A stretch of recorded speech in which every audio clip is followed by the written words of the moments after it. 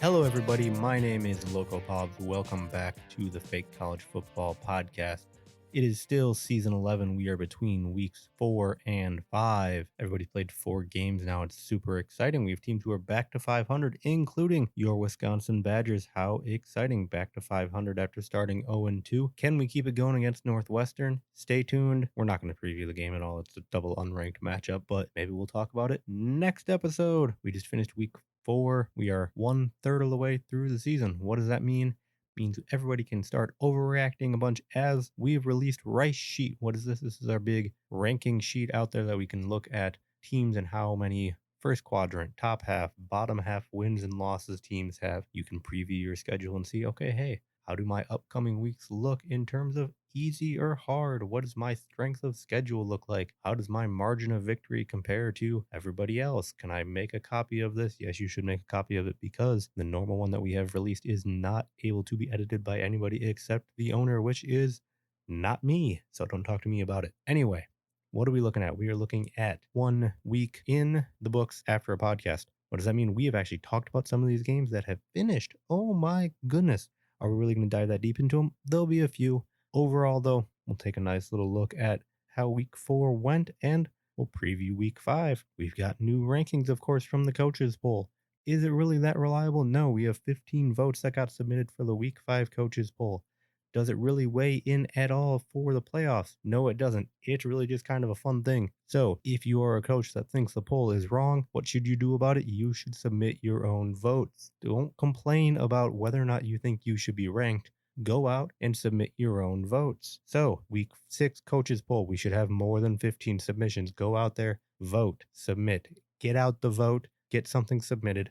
Let's see if we can crack 20 for week 6. So let's look at week 4 in review. Top 25, we had 12 ranked teams lose. Now, mind you, a couple of these were double ranked matchups, but we did have both number 4 and number 5 lose their matchups. North Texas played number 7 Northern Iowa, so the number 4 team going down against the number 7, not a huge surprise there. Marshall, number 18, lost to number 1 Wyoming. Also, not super surprising, but nice to see a nice double ranked matchup in the first 4 weeks of the season. Otherwise, we had about half of the ranked teams win, half the ranked teams lose. That's nice. Let's see how it affects the coaches poll, whether or not it's worth it, who knows. But from a personal perspective, as commissioner of the Big Ten, we had 3 ranked teams going into week 4. Minnesota at number 11, Michigan at number 21, and Michigan State at number 25. All 3 teams lost, so everybody tumbled out of the polls, which that's okay, it happens. Overall, there were a few upsets that maybe shouldn't have been upsets, or at least from the spread rankings perspective, ELO perspective. Central Connecticut was favored slightly against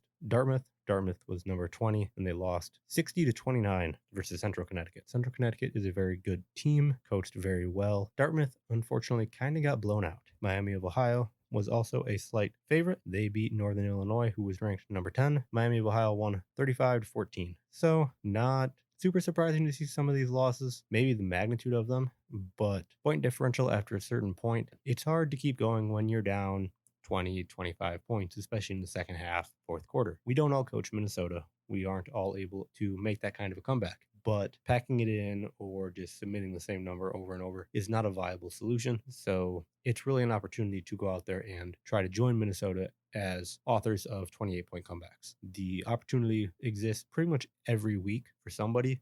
And certainly I have seen that I have been prone to giving up leads. I've been up 10, I've been up 14 points and seen a lead slip away. That's how I started 0-2. That's how I almost lost against Illinois. So don't ever really kind of pack it in unless you really just aren't feeling it. In that case, ask for a sub. But there's always a chance to make that comeback. Minnesota has proven that. So keep moving forward. Try not to let yourself fall behind 60-29, but losses happen. Sorry, Dartmouth. Overall, looking at ELO spreads, which is what was used to create the point spreads, everybody started at the same value initially. So we haven't had that much spread created yet. So the biggest difference between teams that we saw was a 9-point spread that favored UCLA. Turns out they didn't even cover that. They beat North Carolina A&T 38-31. So North Carolina A&T covered by 2 points. Good for them. But overall, you're not going to see that big of spreads when looking specifically at each season's elo. And as we kind of grow into using the Discord bot more and more, maybe we'll be able to have something carry over season to season. But a lot of stuff is also driven by team, not by coach. And that might be a little bit easier going forward.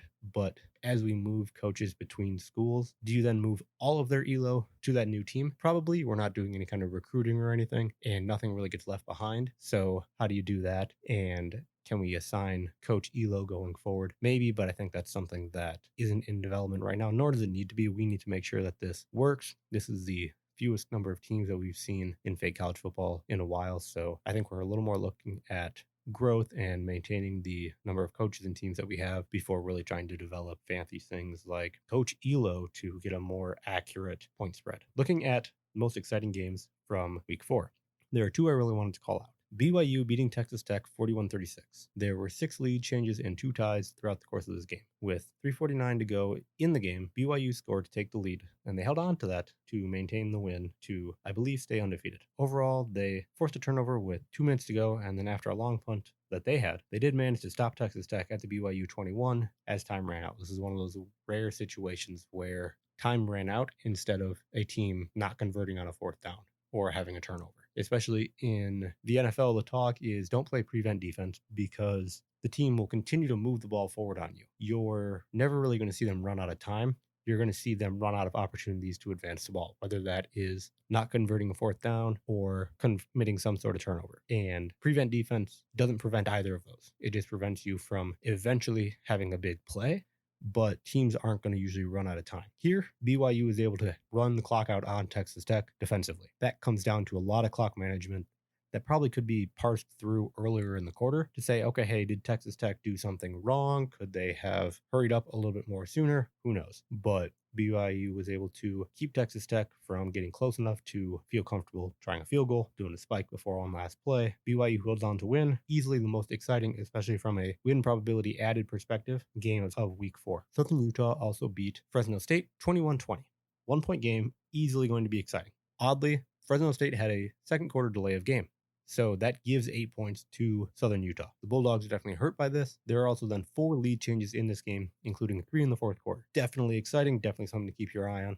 There was only 1 turnover in the game, a very clean game played by the offenses, even though there weren't that many points. Both teams had over 5 yards per play, not a lot of defense being played, and almost all the yards were gained through the air. Southern Utah had the lead, held on to it, did really well, and just an impressive comeback by them, able to hold off Fresno State.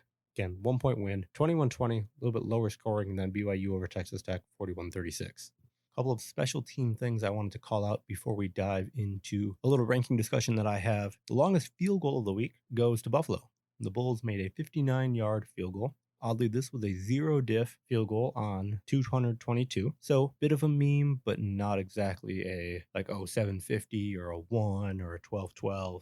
But still, 0-diff field goal. Yeah, they probably, in theory, should have gone for it instead of kicking the field goal, but 59 yards, heck of a kick by their kicker there.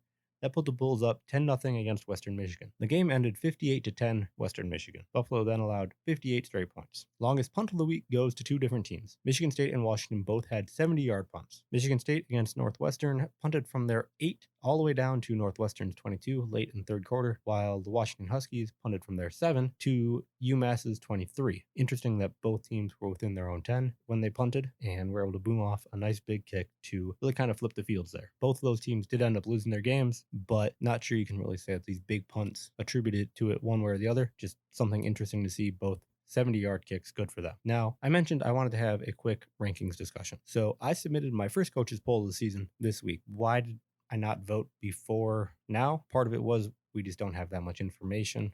I don't feel comfortable kind of making a call on that. I've been busy trying to do other things, so trying to get a coaches poll submitted was a lower priority for me. And this week I was really able to kind of put some numbers together to derive some kind of metric that I wanted to use to submit my votes. And what I really wanted to try to use was average difference and success rate, both offensively and defensively for both stats, along with wins. Now, largely wins are going to play into how you rank somebody in the coaches poll. That's fine. That's probably what should happen, especially early in the season. So I have those 2 graphs that I make that compare offense and defense average difference and offense and defense success rate. Top right quadrant is where you want your team to be. Otherwise, you're going to be some sort of mix of good and bad or bad and bad on the two sides of the ball. I had USC and North Dakota much higher, 9 and 10 spots respectively. USC is in the top 30 for both different stats. They're top 3 in defensive average difference. So combine that with their 3 wins, that put them much higher in my metric. North Dakota is top 40 in all 4 stats, in offensive and defensive average difference and in offense and defense success rate. Overall, they are 5th in offensive success rate. I understand not putting USC higher. Composite doesn't really love them. They also have 1 win on the delay of games against Arizona State. So whether or not they're really a 3-1 team, I don't know. But the underlying numbers that I was looking at puts both of these teams much higher, even when you account for the 3 wins that they have. Now, I am saying, okay, 3 wins are 3 wins. 3 wins against normal teams, good teams, bad teams, by my metric right now, all count the same.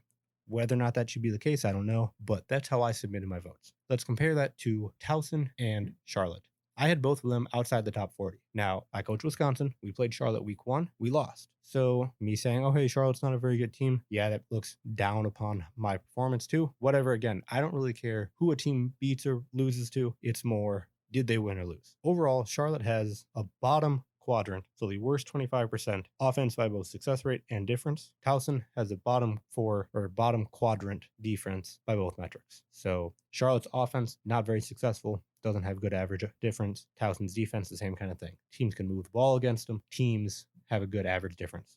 Now, Towson does have a Q1 win against Rhode Island. Rhode Island is easily like the average difference darling so far of season 11. You look at the chart after 4 weeks, Rhode Island is out there on their own, not necessarily way up in the upper right-hand corner, but they're close and nobody's really around them. But we kind of have to wait and see what Rhode Island does. We have 8 more games to play, but do they stay out there? Do they continue to be good? Does that then prop up Towson's performance against them? We'll have to wait and see. I just kind of want to talk about a few teams that I had much different rankings than the overall coaches poll. Again, we had 15 people submit polls this week. It'd be awesome if more people voted in the coaches poll. That way we have a little bit more, we have more samples at least of data. We're never going to have that many to really say, oh, hey, this is a definitive ranking.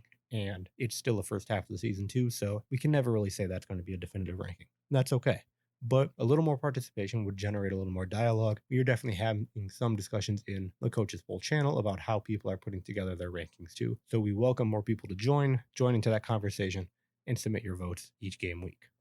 Speaking of rankings in the Coaches Poll, let's run through the new top 25 for week 5 before we dive into the week 5 matchups. Starting at the bottom, we have 3-1 Texas at number 25, 3-1 USC at 24. Again, I think they should be much higher. We'll see if Jake can prove that for me.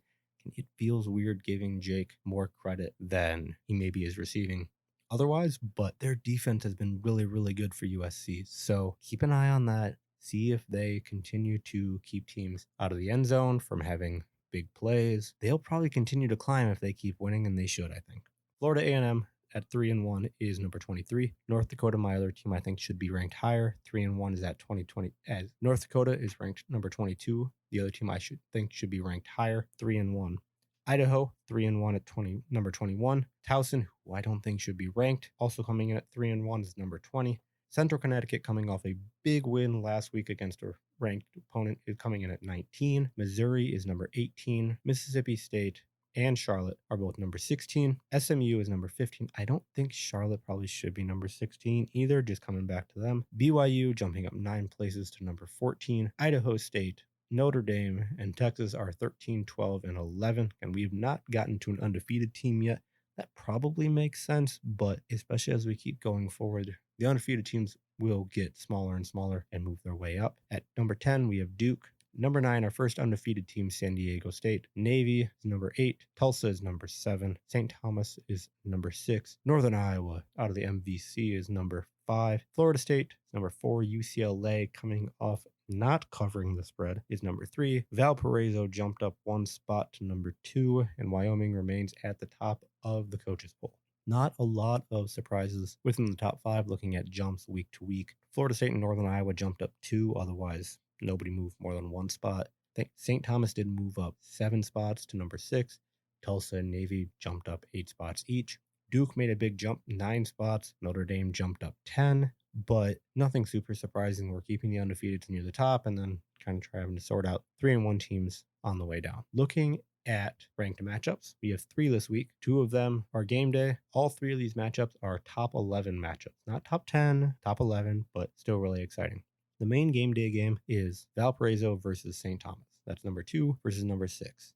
It is also a game that the ELO spread doesn't exist. There's no points between them. This is a push if you were trying to bet on it. So just have a pick 'em. Going to see what happens here. Super exciting game. Keep an eye on it. Definitely something to watch. We have a game day channel for it. The other game day game is Florida State versus Duke. Another conference game, number 4 versus number 10.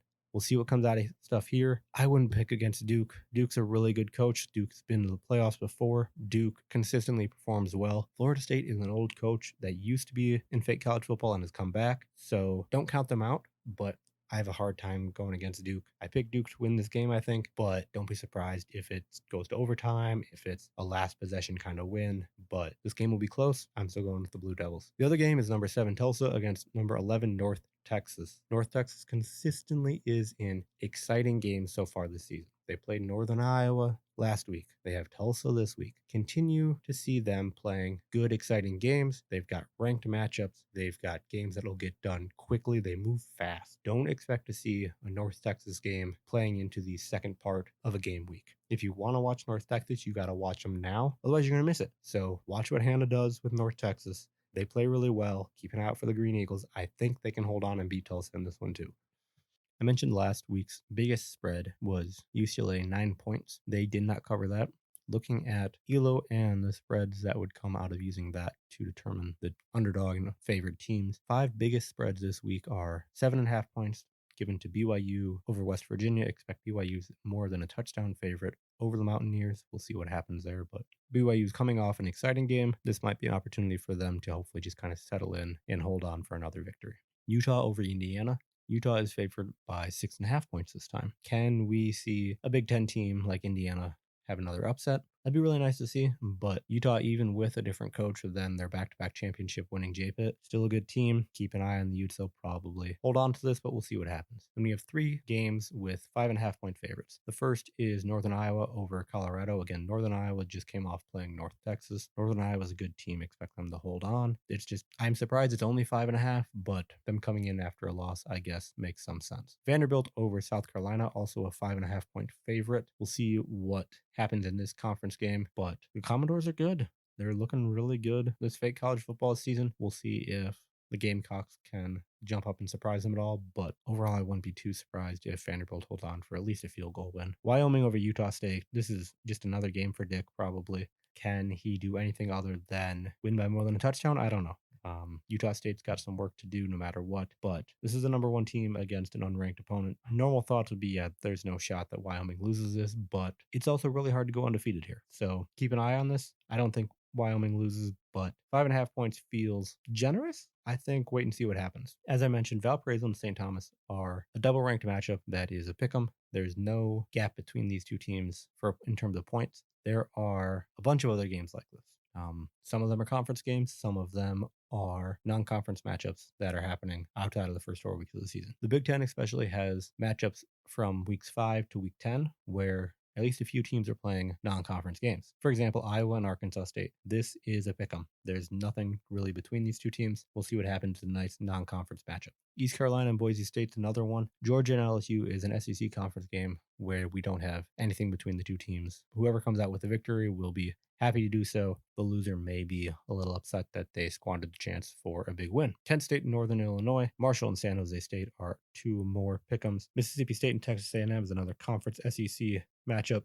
Navy, a ranked team against USF, an unranked team, is currently listed as a pick'em. Navy might be ranked a little too high, or USF deserves a better ranking. Not sure which one it is, but keep an eye on this game. There's definitely upset potential. Charleston Southern and Delaware. Very exciting game. I believe this game has already finished even with Charleston Southern holding on. So point spread, kind of be damned for this. We already have a winner for this game. North Dakota and South Dakota State. Again, North Dakota is ranked. South Dakota State is not. But do I think one of these teams is significantly better than the other? I think North Dakota is probably better than the other. SDSU. So the fact that it's currently ranked as no points between them, we'll have to see. But keep an eye on this. The other ranked matchup, Furman against Towson.